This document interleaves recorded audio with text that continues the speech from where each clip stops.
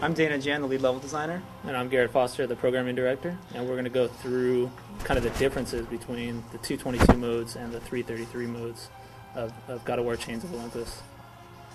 So this is an older build of Attica, and you can see that aside from there's obvious polish that's gone into this level that just comes with time and development and kind of attention to detail and love. But a lot of the other things like the blood, and there's no shadows in the scene, and we aren't pulling enough full screen effects to get the same feel that you get today.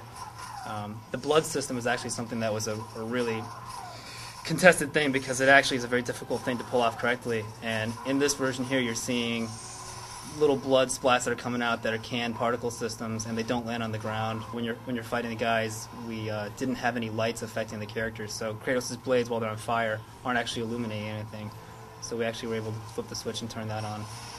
The animation blending is not what it is today, and a lot of that just has to do with we have a lot more room to work with, and we can put a lot more processing power into the pathing and the decisions on what their graphs are doing. You can see in this scene that there's actually significantly less people in this scene, and that's because really it's all we can push at the time. And now we have a lot more secondary characters that we can push. So early on we didn't have maybe the performance left to put in friendly AIs and waste valuable resources on guys that really you're not supposed to be killing, but we're now able to go back in, we put them in, we actually recreate a battle scene which really is a lot more immersive for the player. Alright, the beach.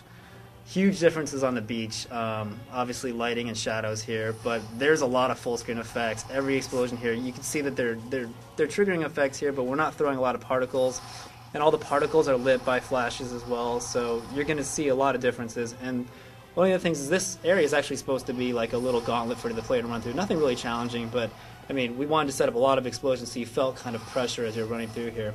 And you can see in this version, while we have some explosions going off, it doesn't really feel overwhelming to the player. I mean, there's a lot of noise going on, like explosions and large cannon shot type things going through the air, but when you see the final product, it's got a lot more going on. So those are just some of the details and the differences that 333 megahertz actually affords us on God of War Chains of Olympus. I mean, the PSP is a really, really powerful system with a lot of potential, and I think from the outset, as a PSP developer, we really knew that we wanted to push it, and this is just one of those things that allows us to, make an already great game even better. So I'm really, really, happy that we got the opportunity to kind of, take full advantage of the full system spec.